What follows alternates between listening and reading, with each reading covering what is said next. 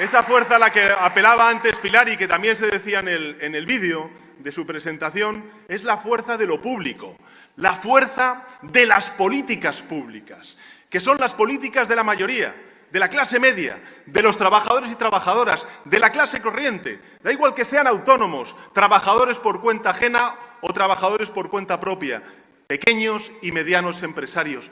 A todos ellos y a todas ellas nos dirigimos diciendo que las políticas públicas son las que realmente, como dice el lema del Partido Socialista en Aragón, traen el cambio.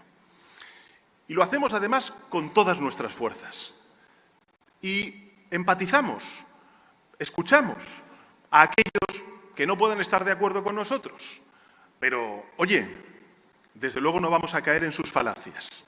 Porque bien que nos dijeron que una subida del salario mínimo interprofesional del 61% iba a destruir empresas. Y resulta que uno coge el Instituto Nacional de Estadística, las estadísticas del año pasado, del año 2024, y habiendo subido durante estos últimos 7 años un 61% el salario mínimo interprofesional, hemos aumentado el número de creación de empresas en un 9%. O cuando nos dijeron lo de la reforma laboral, que aprobamos con los sindicatos y también con la patronal, que íbamos a destruir empleo. Y resulta que desde que hemos aprobado la reforma laboral, hace ya unos años, hemos creado 1,5 millones de nuevos puestos de trabajo en nuestro país. O bueno, cuando dijeron que no revalorizáramos las pensiones. ¿Verdad, ministra? No revalorizamos las pensiones, no reconstruyamos el Pacto de Toledo. Ellos que son tan de consenso y destruyeron el Pacto de Toledo y congelaron las pensiones y encima enviaban cartitas a los jubilados y jubiladas diciendo, oye, que te hemos subido un 0,25% cuando la inflación estaba por encima. Este gobierno ha revalorizado las pensiones y llena la hucha de las pensiones para la gente joven, para que el mañana también sea de dignidad para los jubilados del futuro. Esta es la cuestión. Ellos, como dice Pilar, dando tumbos, sin rumbo, pero mientras España avanza. España avanza. Y tenemos que decirlo alto y claro, frente a todo este discurso que llevan 7 años diciendo, que si España se rompe, casi se rompe en 2017. Aquí vinimos los socialistas precisamente para reconstruir la cohesión y la unidad de España. Que España se hunde.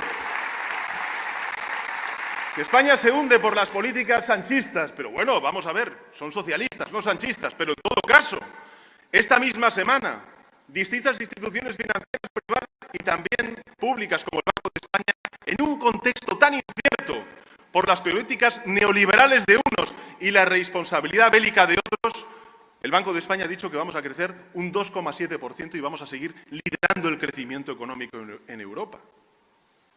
O bueno, que España va camino de una autocracia, ha venido a decir, ¿no?, el señor Feijóo en estas últimas semanas.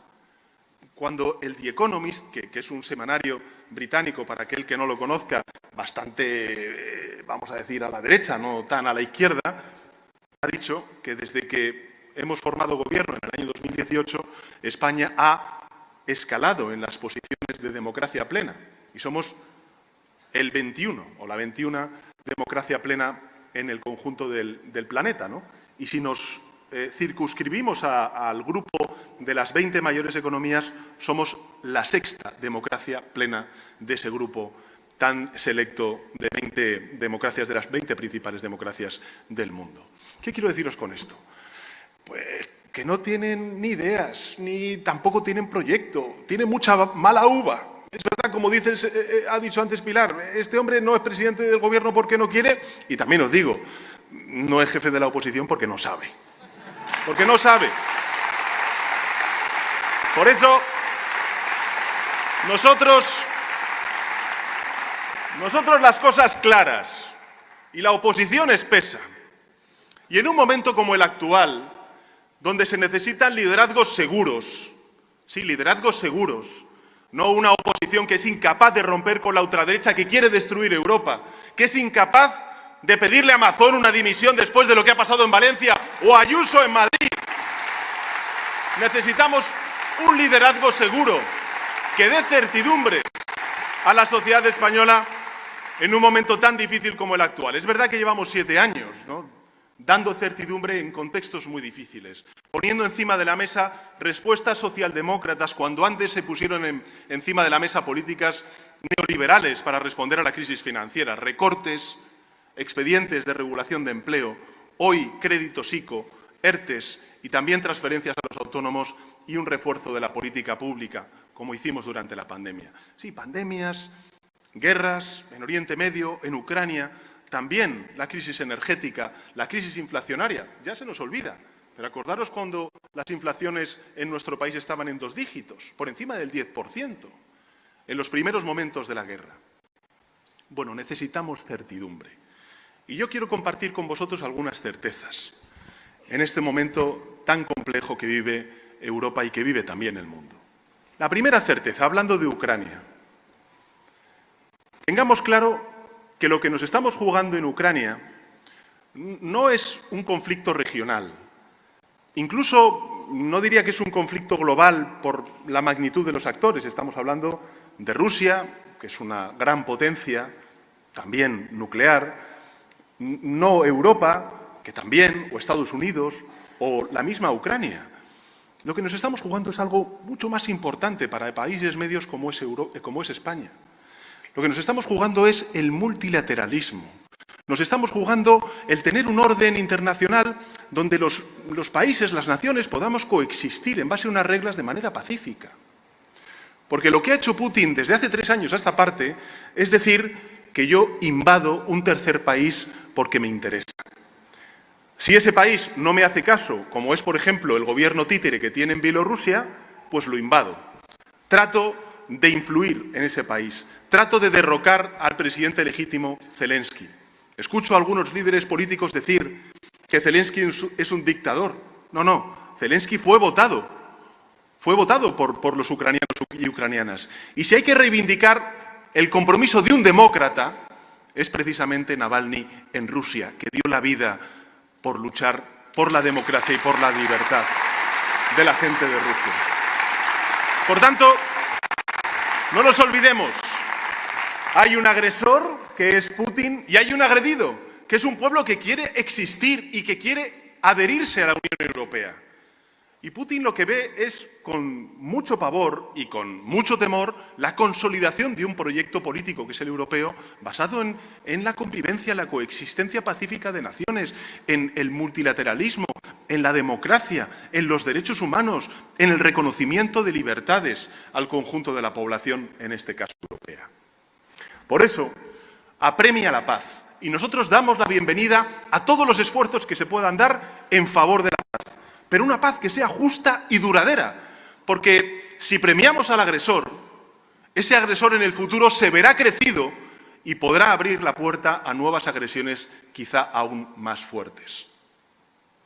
Esta es la primera de las certezas que tenemos que tener todos en mente. Y por eso hay que apoyar a Ucrania. Y por eso hay que trabajar por una paz justa y duradera, para que se acaben las guerras en un ámbito, en una frontera que siempre ha sido muy delicada para Europa, como es la frontera este de nuestro continente. La segunda certeza que quisiera compartir con vosotros es que solo Europa protegerá a Europa. Yo creo que nos ha quedado bastante claro en este año, en lo que llevamos de año. Solo Europa va a proteger a Europa. ¿Eso qué significa? Que tenemos en nuestras manos el presente y el futuro de Europa. Y por eso no podemos dejárselo en aquellos que o bien no la quieren mucho, por no decir nada, o bien la quieren destruir. Y ahí entramos en el debate sobre el presupuesto en defensa, el presupuesto en seguridad. Mirad, yo esta semana pasada estuve en Finlandia. Para aquellos que no conozcáis este país, este es un país que tuvo que ceder territorio a Rusia para poder conseguir la paz, hace ya bastantes años. Este es un país que tiene una frontera con Rusia de unos 1.300 kilómetros, más de 1.300 kilómetros. Y a diferencia de España con Francia, no cuenta con una cordillera que le proteja desde el punto de vista geográfico u orográfico, ¿no? Al contrario, es una llanura, un bosque y detrás está Rusia. ¿Qué es lo que te piden los finlandeses, como te piden también los letones, los estonios, los lituanos o aquellos países que están en el este de Europa, como Polonia o como Rumanía o como Bulgaria. Echadme una mano, ayudadnos, porque tenemos un problema de seguridad. Tenemos una amenaza cierta, que es, bueno, pues un presidente, Putin, que se ha dado al revisionismo de fronteras. Y se está anexionando unilateralmente territorios. Nosotros no queremos atacar a nadie, porque nos dicen, la Unión Europea es un proyecto de paz que nació para la paz. Ahora tenemos muy claro que la única manera de garantizar esa paz en Europa, al menos en nuestros países, es elevando la capacidad de disuasión para que otros no nos ataquen. Y claro, esta semana que cumplimos 5 años desde el aniversario de la eclosión de la pandemia, recordad cómo nosotros fuimos a Bruselas y dijimos a todos esos países que España era uno de los principales países afectados por la emergencia sanitaria, sobre todo por la potencia turística que somos. Y nos costó mucho, pero esa gente pues puso manos a la obra con nosotros, mutualizamos deuda, esa deuda nos permitió crear los fondos Next Generation, los fondos europeos, y con esos fondos, por ejemplo, hemos logrado que Stellantis pues, se localice aquí en Aragón. Hemos logrado reindustrializar nuestro país. Estamos logrando crecer más que la media europea. Fijaos que gracias a esos fondos que empezamos ya a pergeñar en el año 2020, hoy España representa, además de gracias a esos fondos, a la buena gestión del Gobierno de España, el 50% del crecimiento económico europeo, el 30% de la nueva creación de empleo en nuestro país. Antes, cuando hablaba Pilar y yo, y hacíamos referencia a la formación profesional, en buena medida toda la digitalización, toda la actualización, toda la modernización que estamos haciendo del sistema educativo de nuestro país proviene de esa solidaridad europea. ¿Cómo no vamos a ser nosotros solidarios con aquellos que fueron solidarios con nosotros durante la pandemia?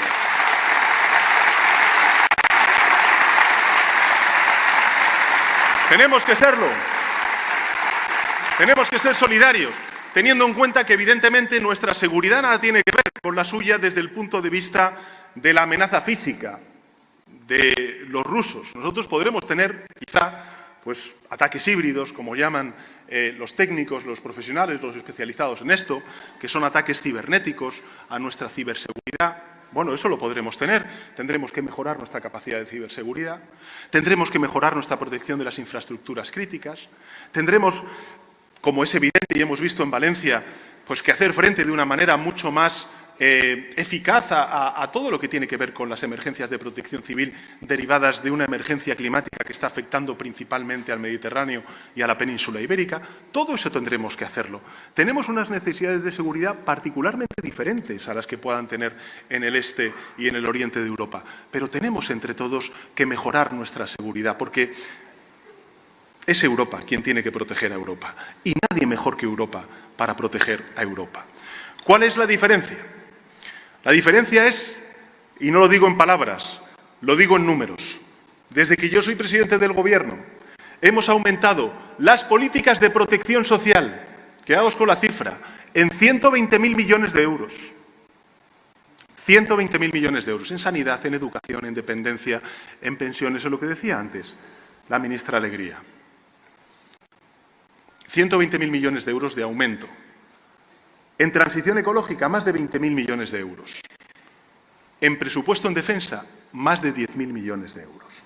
Y todo eso reduciendo el déficit público, que vamos a dejar, espero, en el año 2024 por debajo del 3% del PIB, y reduciendo la deuda pública, acercándola al 100% del Producto Interior Bruto. Cuando tuvimos durante la pandemia de 5 años, como consecuencia de esa emergencia sanitaria, casi un 130% de deuda pública. Es decir, nosotros hemos ido rebajando al año 5 puntos del Producto Interior Bruto la deuda pública en nuestro país. Es decir, aumentamos el presupuesto social, aumentamos el presupuesto en transición ecológica, aumentamos también el presupuesto en defensa durante estos últimos 7 años y lo hacemos además con responsabilidad fiscal. ¿Cuál es la diferencia, por tanto? Que nosotros sí estamos dispuestos a aumentar el presupuesto en seguridad y defensa para mejorar la seguridad y la defensa de los europeos. Y al mismo tiempo aumentamos el presupuesto social. Cuando estos gobernaron, recortaron el presupuesto social y recortaron el presupuesto en defensa. Esa es la diferencia entre ellos y nosotros. Ahora,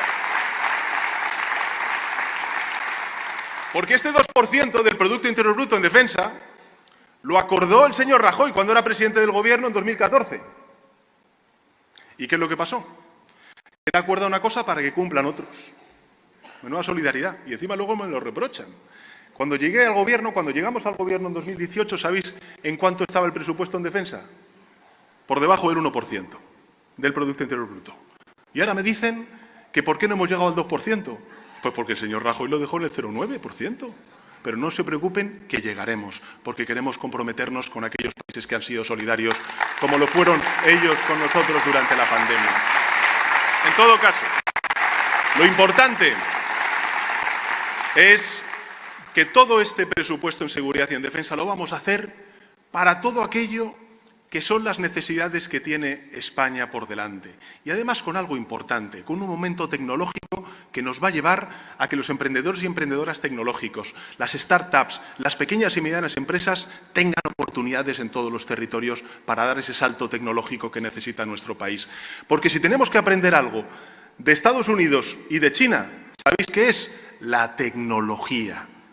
Y nosotros tenemos estudiantes estupendos, ingenieros fantásticos, innovadores en todos los ámbitos que vamos a todos a movilizar para tener ese gran salto tecnológico que dará a España y a Europa una mayor autonomía estratégica.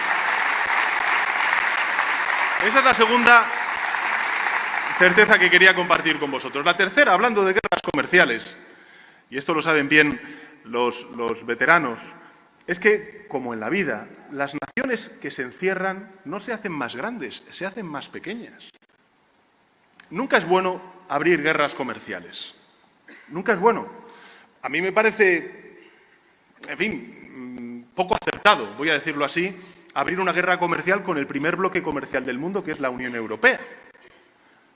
Pero si imponen tarifas, aranceles, algunos como están ya amenazando, desde luego la Unión Europea responderá unida y unida será más fuerte. ¿Y eso qué significa? Significa frente a estos que están callados, porque Vox es la voz de su amo, y el PP, bueno, el PP dejó hace tiempo de ser una derecha moderada, como la es, por ejemplo, la derecha en Alemania, para ser una derecha absolutamente tutelada por la ultraderecha. Por eso están callados. Tanto que dicen todo por la patria. No, no, no, es todo por la pasta. Todo por la pasta. Por eso están callados. Están callados